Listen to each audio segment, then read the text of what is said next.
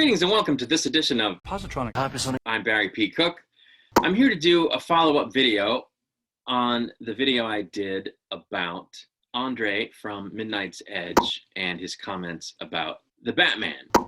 He has seen my video and he responded to it in the comments. And I'm going to read you what he had to say and then I'm going to respond to it. Before that, a little background. He said that the movie fell apart for him and was one of the worst Batman movies in the end because the director deliberately depicted all of the white people in the movie as bad and inserted political commentary about how white people are bad in the dialogue and about rich people by means of dialogue in order to make a political statement, because that's how Matt Reeves' politics are aligned. I made a video telling Andre that I think he's totally wrong. So he watched the video and he commented on it, and this is what he had to say. He said, "You misunderstood the points I was trying to make, as your emphasis is on the superficial screen story, while I'm talking about the subtext, which is implied, and which I'm not altogether sure you fully understand what is. Case in point, on the topic of white men, I am not at all talking about the main villains here, as this goes far deeper than that.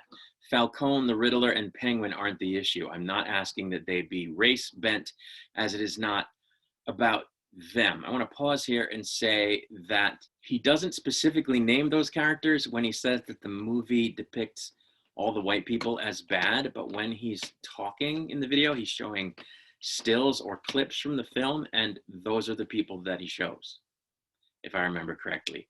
Not all of them, but in other words, he shows some of the main white cast. Alfred, I think Thomas Wayne, possibly Falcone, I don't remember. So he can say that he wasn't talking about them specifically, and he didn't name them specifically, that's true, but that's who he showed. So, okay. It's not about them, he says. A more prudent example of my point is the gang wanting to assault the Asian man as an initiation ritual. This is in the beginning of the film.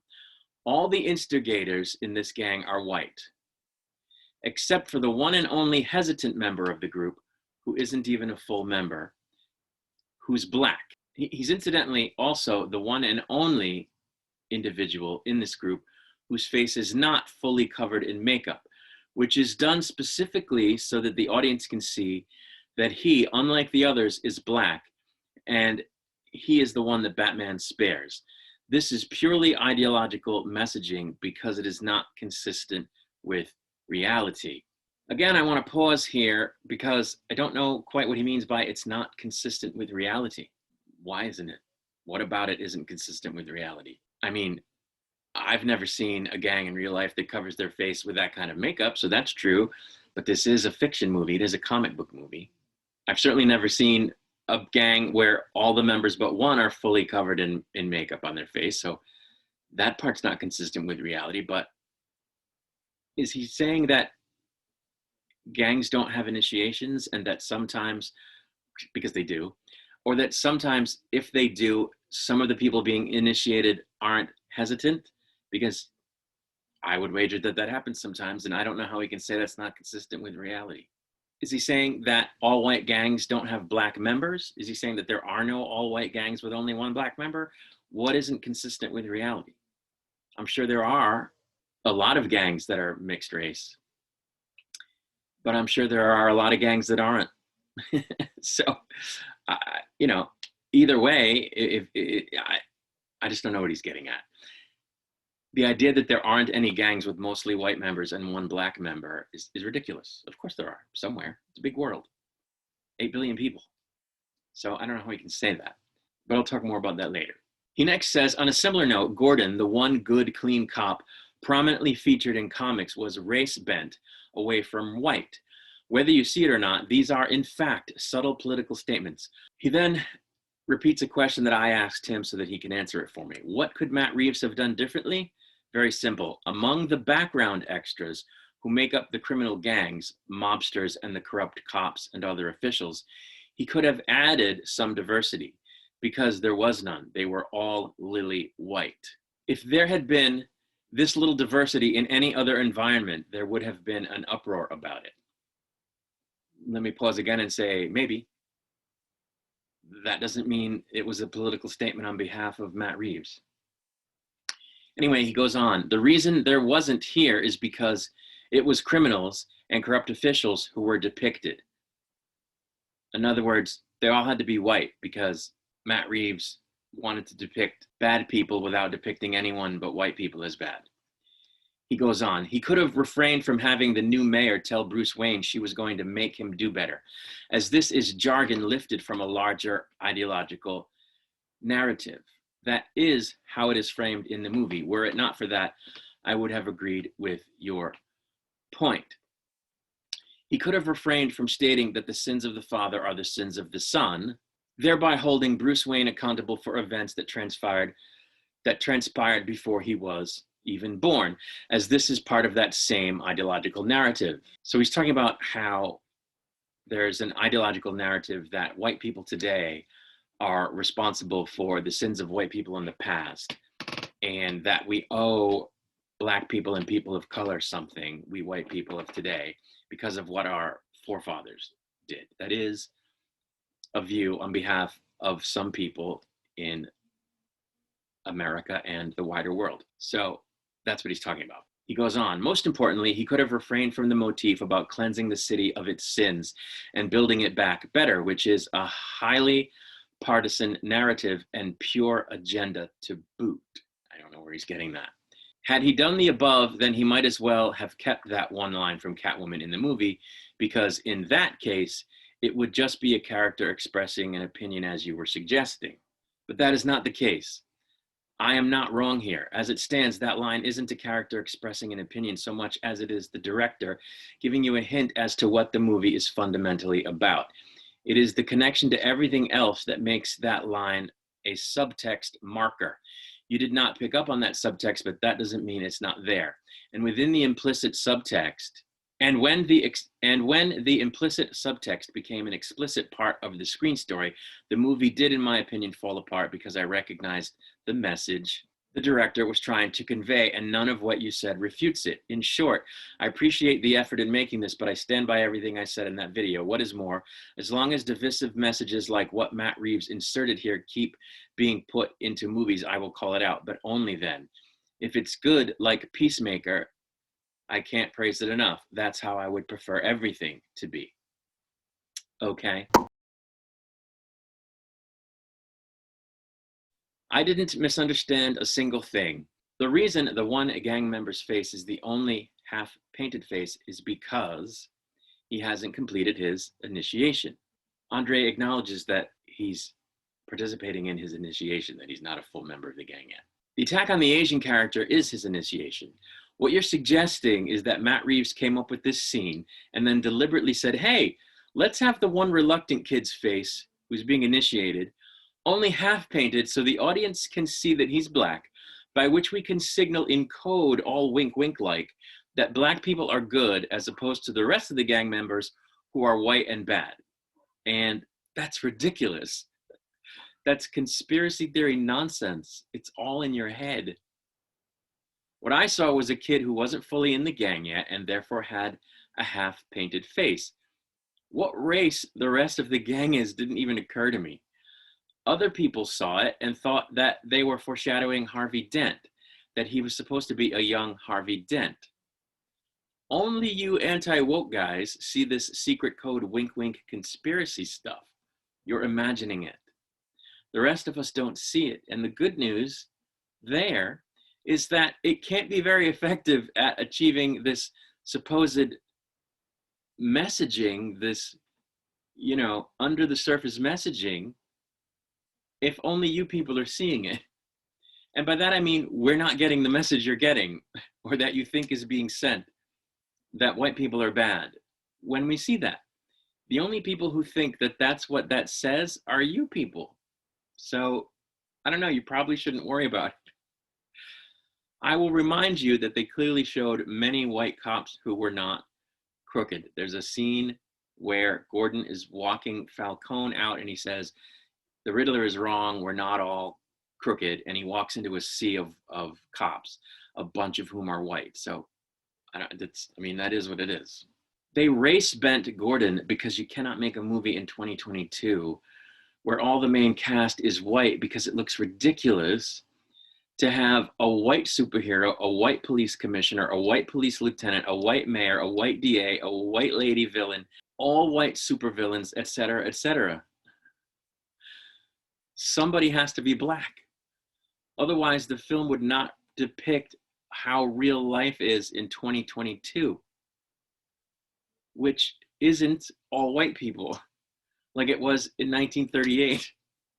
So they went with a black mayor-elect, black Selena, and they race bent Gordon. That's not subtext. It's realistic casting, period. Anything else is in your imagination. As for the Riddler saying that the sins of the father are the sins of the son, I don't know if you got this from the movie or not, but he's crazy. He's a crazy person. Once again, it's merely that character's opinion that the sins of the father are the sins of the son. The story is trying to show you that he's crazy, that his thinking that is bonkers. They're trying to show you how in his twisted mind it makes sense to go after Bruce. The audience knows that it doesn't make sense to go after Bruce. That the sins of the father aren't the sins of the son. The audience knows that that's cuckoo. Therefore, that isn't Matt Reeves telling the audience that Bruce Wayne is actually guilty of anything his father might have done wrong. That the sins of the father actually become the sins of the son. It's the director and the writer showing the audience that the Riddler is nuts. Period. Nothing more. As for the concept of cleansing the city of its sins and all that, that's a common theme in movies, where the bad guy sees himself as some kind of savior or messianic figure, if you will. That's been in movies since forever. Bond villains have gone that route, if I'm not mistaken. If I'm not mistaken, it was even Ra's al Ghul's sort of mantra in Batman Begins. This kind of thing is just a thing in movies where the world has to be cleansed, or the city has to be cleansed, or an organization has to be cleansed of its sins. It's a thing. It's a thing that cuckoo crazy bad guys do, or think about doing, or try to do in movies. It's a thing. So are you saying that that's always been political messaging? Because it certainly hasn't, and it isn't here. My emphasis is not on the superficial screen story. My emphasis is on the story, which you insist has political subtext because of what it depicts. But what I'm telling you is that you're incorrect. The things that you think are subtext in this movie, deliberate subtext in this movie, are not. I explained why the mayor-elect says what she says to Bruce. It's part of his character in the movie that he's so focused on being Batman that he isn't living up to his father's legacy. And it's there so that the character can be flawed and then grow. It's called a character arc. It's nothing more than that except in your imagination. It's there so that Bruce can have an aha moment at some point and realize that he's better than just Batman. And that Bruce Wayne is a real person, and that Bruce Wayne can have a positive impact on Gotham and perhaps the wider world. It's there as his external conscience. It's not there so that Matt Reeves can scold rich people. That's just insane. Again, the line that Catwoman says is just there to demonstrate that she has a chip on her shoulder. It's called a character trait. That's all it is. You're reading into it because you have a preconceived notion about Matt Reeves, and because you anti-woke types are always looking for woke. And it seems to me that you very often find it when it isn't actually there. And it isn't there in the Batman at all. I closed my comment by saying that I'd be willing to come on one of his streams or go on one of his streams or whatever to discuss it. and I would be. And I think that he should discuss it with me or someone else who opposes his view, because as far as I can tell, that isn't something that Midnight's Edge does. It isn't something that a lot of YouTubers do. There's a lot of echo chamber going on YouTube, where anybody who joins a YouTuber on their channel agrees with them. They don't have anyone with an opposing view on. At best, they'll read something that's an opposing view of theirs, but then they tear it down and there's no one there to actively refute it. I don't think that's necessarily on purpose. I think that people associate with people that they like, and that's who they bring into their videos. But there's no reason they can't reach out to people that differ with them. And so I offered to go on and be an opposing voice. I expect to be completely denied that opportunity. But, you know, all I could do is offer. I don't know if he'll even watch this video. It was like pulling teeth to get him to watch the first one. He said he was busy, and I don't doubt that, but I also told him if someone made a video about me, you know, wild dogs couldn't keep me from watching it. I would want to know immediately what they said about me, so I don't understand that at all. He's better able to resist that urge than I. So he may not watch this at all. Who knows? All I can do is make the video and let him know about it.